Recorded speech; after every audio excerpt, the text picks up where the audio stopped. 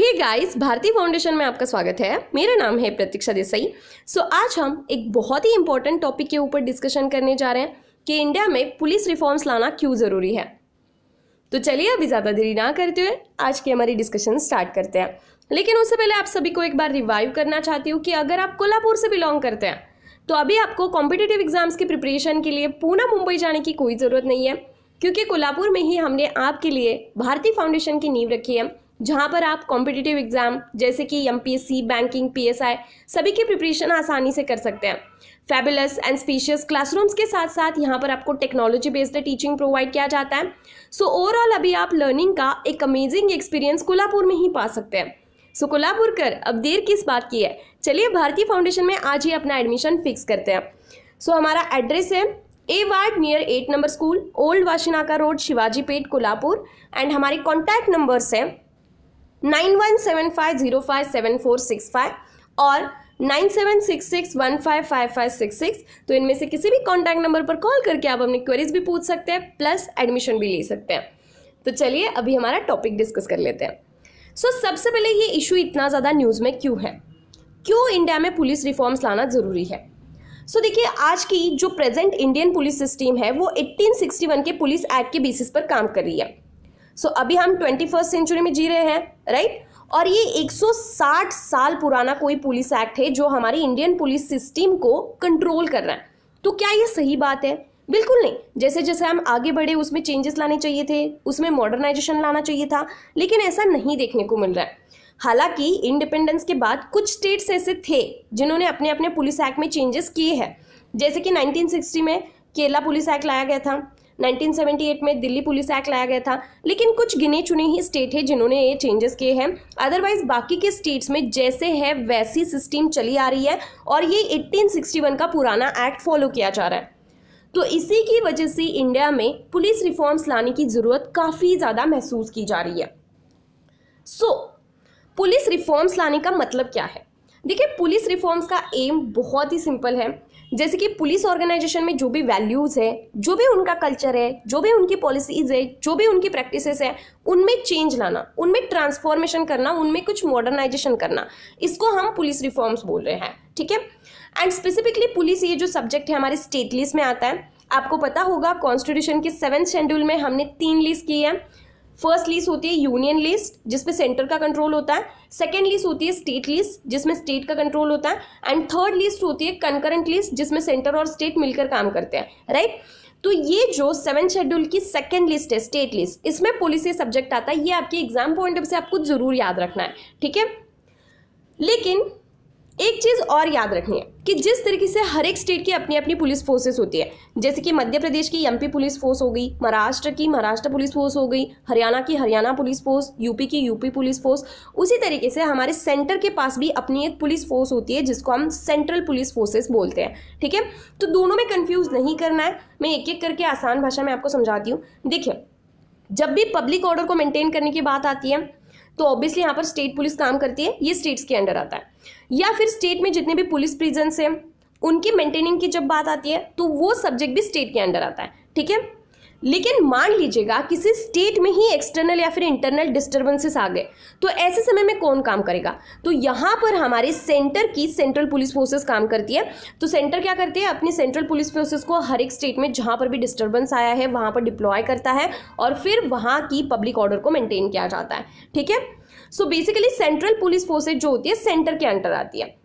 इसके अलावा अगर कहीं पर इंटेलिजेंस की इंस्टीट्यूट खड़ी करनी है या फिर कहीं पर इन्वेस्टिगेशन करना है या फिर पुलिस को अगर ट्रेनिंग भी देनी है तो वो भी पूरी तरीके से सेंटर के अंडर आता है। ये चीज़ ज़रूर याद रखना। इसके अलावा एक और इम्पॉर्टेंट चीज़ है, जब भी क्रिमिनल लॉ की या क्रिमिनल प्रोसीजर की बात आती है तो यहाँ पर सेंटर और स्टेट दोनों मिलकर काम करते हैं। ये चीज़ भी याद रखनी है, ठीक है। होपफुली आपके सारे डाउट्स यहाँ पर क्लियर हो गए होंगे। लेकिन स्पेसिफिकली जो पुलिस सब्जेक्ट है वो स्टेट के अंडर आता है और इसी की वजह से हर एक स्टेट की अपनी अपनी पुलिस फोर्सेस होती है। ये चीज़ आपको पता होनी चाहिए।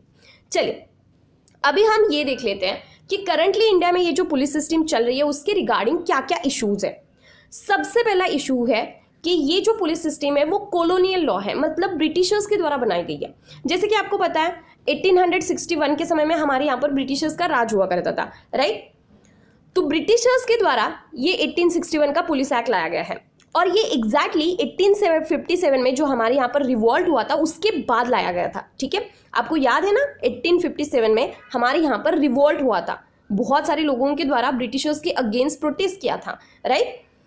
सो उसके बाद ब्रिटिशर्स के द्वारा ये 1861 का पुलिस एक्ट लाया गया और इसके पीछे ब्रिटिशर्स की अपनी सेल्फ इंटरेस्ट थे। ठीक है, जैसे कि ब्रिटिशर्स ये चाहते थे कि हमारी कंट्री में पुलिस को इफिशिएंटली एडमिनिस्टर किया जाए एंड फ्यूचर में इस तरीके के रिवोल्ट्स ना हो, इसके लिए प्रिवेंशन लिया जाए, और इसी के बेसिस पर ये पुलिस एक्ट लाया गया था। तो कहीं ना कहीं हमारे इंडियन सिटीजन्स की वॉइसेस को दबाने के लिए एक्ट लाया गया था, ऐसा भी आप बोल सकते हैं। ठीक है, तो ये जो करंटली 1861 का पुलिस एक्ट है वो कॉलोनियल लॉ है, इसको चेंज करने की जरूरत है। दूसरा इशू ये है कि हमारे पुलिस सिस्टम में बहुत सारी वैकेंसी चल रही है। देखिए एक्चुअली 2016 में ये सजेस्ट किया गया था कि पर लाख पर्सन्स के पीछे या पर लाख पॉपुलेशन के पीछे 181 पुलिस स्ट्रेंथ होनी चाहिए, मतलब 181 पुलिस पर्सनल्स होनी चाहिए। लेकिन हमारे यहाँ पर एक्चुअल स्ट्रेंथ कितनी है? 1 लाख पॉपुलेशन के पीछे 137 पुलिस पर्सनल काम करते हैं। तो जो 2016 में सजेशन दिया गया था उससे तो हमारे यहाँ पर पुलिस पर्सनल की आंकड़ा कम है। ठीक है, एंड प्लस ये तो इंडिया की बात हो गई। अगर हम इंटरनेशनल लेवल पर देखें तो यूनाइटेड नेशन के द्वारा तो ये बोला जाता है कि पर 1 लाख पर्सन्स के पीछे 222 पुलिस पर्सनल्स होने चाहिए। तो उसके कंपेयर में आप इंडिया में देख सकते हैं सिर्फ 137 पुलिस पर्सनल्स हैं। तो ये काफ़ी ज़्यादा कंसर्निंग चीज़ है कि इंडिया में पुलिस पर्सनल की इतनी ज़्यादा वैकेंसीज है और उनको फुलफिल नहीं किया जा रहा है। ठीक है, तो वैकेंसीज की वजह से जितने भी पुलिस पर्सनल्स हैं उनके ऊपर और ज़्यादा बर्डन आ जाता है एंड ओवर बर्डन के तहत ये लोग ठीक से काम नहीं कर पाते। तो जितनी भी वैकेंसीज है उनको जल्दी से जल्दी फुलफिल करना चाहिए। तीसरा इशू ये है कि जो भी अब का हमारा इंफ्रास्ट्रक्चर है वो पुराने समय के अकॉर्डिंग चल रहा है। होना तो ये चाहिए ना कि जैसे जैसे हम आगे बढ़ रहे हैं उसमें मॉडर्नाइजेशन लाना चाहिए। तो जो हमारी मॉडर्न पुलिस है उनके पास स्ट्रॉन्ग कम्युनिकेशन सपोर्ट होना चाहिए ताकि वो एक दूसरे के साथ झट से कम्युनिकेट करके जल्दी से जल्दी केसेस को सॉल्व कर सके।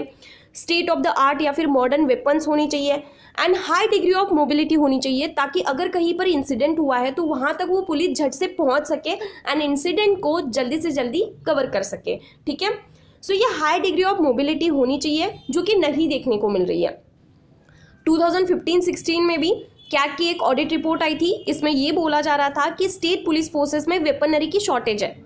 मतलब एक तो वेपनरी को हमने मॉडर्न नहीं किया, ठीक है, वेपनरी में मॉडर्नाइजेशन नहीं लाया एंड प्लस जो भी वेपन्स है उसमें भी अगर शॉर्टेजेस देखने को मिलेंगे तो ये पुलिस काम कैसे कर पाएंगे? कंसर्निंग चीज़ है ना, राइट। तो पुलिस इंफ्रास्ट्रक्चर का ना होना ये एक हमारे यहाँ पर तीसरा इशू है या फिर तीसरा कंसर्न है, ऐसा आप बोल सकते हैं। चौथा कंसर्न यह है कि बहुत बारी जो पॉलिटिकल एग्जीक्यूटिव्स है वो हमारे पुलिस के ऊपर हावी हो जाते हैं। होना तो ये चाहिए कि जो भी हमारे पुलिस पर्सनल है उनके पास ऑपरेशनल फ्रीडम होना चाहिए, वो अपने फ्रीडम के अकॉर्डिंग काम करनी चाहिए ताकि केसेस जल्दी से जल्दी रिजॉल्व हो सके। लेकिन कभी कभी क्या होता है कि जो हमारी गवर्नमेंट होती है, स्टेट गवर्नमेंट हो गए या फिर पॉलिटिकल एग्जीक्यूटिव्स हो गए, वो पुलिस पर्सनल को काफ़ी ज़्यादा इन्फ्लुएंस करते हैं, उनके ऊपर दबाव डालते हैं। तो इसी दबाव के अंडर पुलिस पर्सनल अच्छी तरीके से काम नहीं कर पाते। ठीक है, और ये ऐसे वैसे ही नहीं बोला जा रहा है, ये हमारे सेकेंड ARC के तहत बोला जा रहा है, मतलब एडमिनिस्ट्रेटिव रिफॉर्म्स कमीशन के जो सेकेंड रिफॉर्म आए थे उसके तहत ये बोला जा रहा है। तो ऑथेंटिक डाटा है। ठीक है, इसके बाद और भी कई सारे इश्यूज होते हैं, जैसे कि जो पुलिस के सुपेरियर्स होते हैं वो इन्फीरियर्स के ऊपर काफ़ी ज़्यादा हावी हो जाते हैं, उनके ऊपर काफ़ी ज़्यादा बर्डन डालते हैं। ठीक है, तो कहीं ना कहीं सुपेरियर्स के द्वारा जो इन्फीरियर्स है या फिर जो कांस्टेबल्स वगैरह है उनको अब्यूज़ किया जाता है। इसके बाद कई बारी ये जो पुलिस होते हैं उनमें इनह्यूमन वर्क कंडीशंस देखने को मिलती है, जैसे कि कोविड के दौरान आपने देखा होगा रात को रास्ते पर ही सोना पड़ता था, मच्छरों के बीच में, ये सारी चीज़ें हमने देखी थी, राइट। तो इनह्यूमन वर्क कंडीशन में उन्हें काम करना पड़ता है। पे स्केल एंड प्रमोशंस के बारे में उन्हें वरी रहती है, तो काफ़ी ज़्यादा तनाव होता है, ऐसा आप बोल सकते हैं। इसके बाद हमारे कंट्री में सबसे बड़ा इशू आता है कॉन्स्टेबलरी रिलेटेड इशू, मतलब जो कॉन्स्टेबल्स होते हैं उनसे रिलेटेड इशूज़ काफ़ी ज़्यादा होते हैं। अगर हम स्टेट पुलिस फोर्सेस में देखें तो 86% कॉन्स्टेबल्स ही होते हैं और उनको बहुत सारी रिस्पॉन्सिबिलिटीज़ को कंडक्ट करना पड़ता है। लेकिन ये जो कॉन्स्टेबल्स होते हैं उनको क्लास 4 कैटेगरी में हायर किया जाता है और ये एक्सपेक्ट किया जाता है कि वो मॉडर्न साइंटिफिक टेक्नोलॉजी को यूज़ करें। लेकिन वो मॉडर्न साइंटिफिक टेक्नोलॉजी को तब यूज़ करेंगे ना जब उनको ट्रेनिंग दी जाएगी, राइट। लेकिन उनको ट्रेनिंग दिए बिना ही एक्सपेक्ट किया जाता है, तो इन कॉन्स्टेबल्स के ऊपर और ज़्यादा तनाव भी बढ़ जाता है और वो इस साइंटिफिक टेक्नोलॉजी को यूज़ भी नहीं कर पाते। ठीक है, तो ये सारे इश्यूज हमें हमारे पुलिस सिस्टम में देखने को मिल रहे हैं। तो अभी हम ये देख लेते हैं कि क्या क्या रिफॉर्म्स सजेस्ट किए गए हैं और उनमें से कौन कौन से रिफॉर्म्स को हमने टेकन किया है या फिर इम्प्लीमेंट किया है। तो देखिए, एक्चुअली हमारे कंट्री में जो पुलिस एक्ट लाया गया था वो ब्रिटिशर्स के द्वारा ही लाया गया था। कब लाया गया था? 1861 में। तो ब्रिटिशर्स को ही बाद में जाकर ये समझ में आ गया कि अभी पुलिस में रिफॉर्म्स लाने की जरूरत है। तो ऑब्वियसली इंडिपेंडेंस के पहले 1902 से लेकर 1903 में ये जो ब्रिटिश गवर्नमेंट है उन्होंने पुलिस रिफॉर्म्स को इंट्रोड्यूस करने की कोशिश की, लेकिन उसको अच्छी तरीके से इंप्लीमेंट नहीं किया गया, तो इस वजह से दिक्कत आ गई। उसके बाद हमारे कंट्री को इंडिपेंडेंस मिल गई। तो इंडिपेंडेंस के बाद हमारी इंडियन गवर्नमेंट के द्वारा 1977 में नेशनल पुलिस कमीशन की कमेटी को सेटअप किया गया। ठीक है, तो ये जो नेशनल पुलिस कमीशन है वो हमारे कंट्री की फर्स्ट कमेटी थी जो नेशनल लेवल पर हमारी इंडियन गवर्नमेंट के द्वारा सेटअप की गई थी। और इसको काम ये दिया गया था कि पुलिसिंग के ऊपर आप रिपोर्ट कीजिए, मतलब पुलिस कौन सी कंडीशन में काम कर रहे हैं, क्या उसमें मॉडर्नाइजेशन लाने की जरूरत है, क्या क्या दिक्कतें पुलिस को फेस करनी पड़ रही है, इस सब के ऊपर आप रिपोर्ट बनाइए। ये काम इस नेशनल पुलिस कमीशन को दिया गया था। तो यहाँ पर आपको क्वेश्चन पूछा जा सकता है कि देखिए, नेशनल पुलिस कमीशन को कब गठित किया गया था? तो 1977 में। ये चीज़ जरूर याद रखना क्योंकि ये हमारी कंट्री की फर्स्ट कमेटी थी जो नेशनल लेवल पर गठित की गई थी, तो एग्जाम पॉइंट ऑफ से इंपॉर्टेंट हो जाता है। ठीक है, तो ये जो नेशनल पुलिस कमीशन है उन्होंने अपने सजेशन दिए। उन्होंने ये बोला कि हमें मॉडल पुलिस एक्ट लाना चाहिए, मतलब जो हमारा पुराना पुलिस एक्ट है उसमें चेंजेस करने चाहिए और मॉडर्नाइजेशन लाना चाहिए। ठीक है, और ऐसा नहीं है कि ये सिर्फ इकलौती कमेटी गठित की गई थी, उसके बाद भी बहुत सारी कमेटीज निकल के आई थी। जैसे कि 1998 में रिबेरो कमेटी निकल के आई थी, 2000 में पद्मनाभई कमेटी निकल के आई थी, 2002-2003 में मालीमत कमेटी निकल के आई थी, 2005 में पुलिस एक्ट ड्राफ्टिंग की फर्स्ट कमेटी निकल के आई थी, 2006 में सुप्रीम कोर्ट में केस चला गया था Prakash Singh versus Union of India, तो इसमें भी सुप्रीम कोर्ट ने सभी स्टेट्स एंड यूनियन टेरिटरीज को ये डायरेक्शन दी थी कि आप पुलिस रिफॉर्म्स लाइए। इसके बाद 2007 में एआरसी की सेकेंड रिपोर्ट आई थी जिसके बारे में थोड़ी देर पहले हमने बात की, तो एडमिनिस्ट्रेटिव रिफॉर्म्स कमीशन की सेकेंड रिपोर्ट आई थी। उसके बाद 2015 में पुलिस एक्ट ड्राफ्टिंग की सेकेंड कमेटी को गठित किया गया था। तो इस तरीके से बहुत सारी कमेटीज़ को गठित किया गया है। ठीक है, ऐसा नहीं है एक ही कमेटी गठित की गई थी। और इन कमेटीज़ के द्वारा जो भी सजेशंस या एडवाइस दिए गए हैं वो सिर्फ ड्राफ्ट या पेपर पर ही रह गए, उनको इम्प्लीमेंट नहीं किया गया, जिस वजह से दिक्कतें देखने को मिल रही है। तो अभी हम ये देख लेते हैं कि इस पूरे इशू के ऊपर या पुलिस रिफॉर्म्स को लेकर हमारे सुप्रीम कोर्ट का क्या मानना है। तो जैसे कि हमने थोड़ी देर पहले डिस्कस किया कि देखिए, सुप्रीम कोर्ट ने 2006 के Prakash Singh versus Union of India case में ये क्लियरली बोला था कि पुलिस रिफॉर्म्स लाना बहुत ज़्यादा ज़रूरी है, राइट। तो सुप्रीम कोर्ट ने सभी स्टेट्स एंड यूनियन टेरिटरीज को ये डायरेक्शन दे दी कि आप अपने अपने रिस्पेक्टिव स्टेट या यूनियन टेरिटरीज में पुलिस रिफॉर्म्स लाइए। लेकिन सुप्रीम कोर्ट ने ये बोला कि आप रिफॉर्म्स तो लाइए, लेकिन ये रिफॉर्म्स लाते हुए आपको 7 बाइंडिंग डायरेक्टिव्स को कंप्लाई करना पड़ेगा, उनको फॉलो करना पड़ेगा। अब ये 7 बाइंडिंग डायरेक्टिव्स क्या हैं, तो एक एक करके उनको पहले डिस्कस कर लेते हैं। तो देखिए, सुप्रीम कोर्ट के द्वारा ये 7 डायरेक्टिव्स दिए गए थे। सबसे पहला डायरेक्टिव था कि हर एक स्टेट में जहां पर भी पुलिस रिफॉर्म्स लाए जाएंगे वहां पर स्टेट सिक्योरिटी कमीशन होना चाहिए, ताकि जो स्टेट पुलिस है इंडिपेंडेंटली काम कर सके और जो स्टेट गवर्नमेंट है या पॉलिटिकल एग्जीक्यूटिव है वो उनके ऊपर हावी ना हो जाए। तो इसके लिए स्टेट सिक्योरिटी कमीशन कंस्टिट्यूट किया जाएगा। दूसरा डायरेक्टिव सुप्रीम कोर्ट ने ये दिया था कि जो डीजीपी होते हैं, मतलब डायरेक्टर जनरल ऑफ पुलिस होते हैं, उनका टेन्योर 2 सालों के लिए फिक्स करना चाहिए। क्योंकि इससे पहले क्या होता था, पॉलिटिकल प्रेशर के तहत ये जो डीजीपी है उनको बार बार एक जगह से दूसरी जगह पर भेजा जाता था, उनकी ट्रांसफर की जाती थी। लेकिन अभी यहाँ पर ये बोला जा रहा है कि डीजीपी का टेन्योर 2 सालों का फिक्स होना चाहिए। ठीक है, इसके बाद जो एसपीज एंड एसएचओज है, एसपीज का मतलब तो आपको पता होगा, superintendent of police, and SHOs का मतलब क्या होता है कि जो स्टेशन हाउस ऑफिसर्स होते हैं। ठीक है, तो उनका टर्म भी 2 सालों का होना चाहिए, ऐसा यहाँ पर तीसरा डायरेक्टिव दिया गया था। चौथा डायरेक्टिव ये दिया गया है कि इन्वेस्टिगेशन को सेपरेट करो एंड जो लॉ एंड ऑर्डर को मेंटेन करने का फंक्शन है उन दोनों को सेपरेट करो। मतलब इन्वेस्टिगेशन को अलग टीम करेगी and law and order maintain करने का काम अलग टीम करेगी। ठीक है, अगर आप इन दोनों को मिलाओगे तो ऑब्वियसली उस पुलिस पर्सनल के ऊपर बर्डन और ज़्यादा बढ़ जाएगा। तो investigation and law and order को सेपरेट करना चाहिए, ये डायरेक्टिव दिया गया था। इसके बाद 5वां डायरेक्टिव ये दिया था कि पुलिस इस्टेब्लिशमेंट बोर्ड को सेटअप करना चाहिए। छठा डायरेक्टिव ये दिया गया था कि हर एक स्टेट एंड डिस्ट्रिक्ट लेवल पर पुलिस कंप्लेंट्स अथॉरिटीज सेटअप करनी चाहिए, ताकि अगर कहीं पर पब्लिक की पुलिस के रिगार्डिंग कोई कंप्लेंट है तो इस पुलिस कंप्लेंट अथॉरिटीज के पास जाया जा सके और वो पब्लिक अपनी कंप्लेंट्स को उनके सामने रखे। ठीक है, क्योंकि बहुत बारी आपको पता है, बहुत बारी पुलिस जो होते हैं वो प्रेशर के तहत या फिर आप ऐसा बोल सकते हैं बर्डन के तहत कभी कभी सिटीजन्स के ऊपर ही हावी हो जाते हैं। तो अगर ऐसी कोई कंप्लेंट आ रही है तो उनको सुनने के लिए पुलिस कंप्लेंट्स अथॉरिटीज़ होनी चाहिए। एंड सिमिलर नेशनल लेवल पर या सेंट्रल लेवल पर इस तरीके की नेशनल सिक्योरिटी कमीशन भी सेटअप करनी चाहिए, ये बोला गया था। ठीक है, तो ये सातों के सातों डायरेक्टिव्स आपको याद रखने हैं। एंड सुप्रीम कोर्ट यहीं पर नहीं रुका, बल्कि ये जो सातों के सातों डायरेक्टिव्स हैं उनको देखने के लिए, उनको रिव्यू करने के लिए सुप्रीम कोर्ट के द्वारा एक जस्टिस थॉमस कमेटी को भी क्रिएट किया गया था। ये चीज़ आपको पता होनी चाहिए। ठीक है, इसके बाद सुप्रीम कोर्ट के द्वारा जस्टिस JS वर्मा कमेटी भी कंस्टिट्यूट की थी ताकि क्रिमिनल लॉ के रिगार्डिंग अमेंडमेंट्स रिकमेंड की जा सके।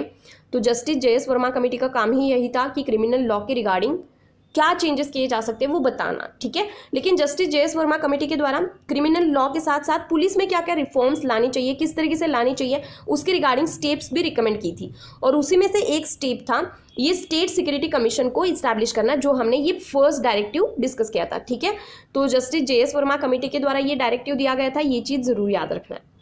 चलिए, इसके अलावा हमारे नीति आयोग के द्वारा भी कुछ सजेशन दिए थे। नीति आयोग के द्वारा ये बोला जा रहा था कि स्टेट्स को कहीं ना कहीं इंकरेज करना चाहिए, उनको फिस्कल इंसेंटिव्स देना चाहिए ताकि 2015 का जो मॉडल पुलिस एक्ट है उसको इंट्रोड्यूस किया जा सके।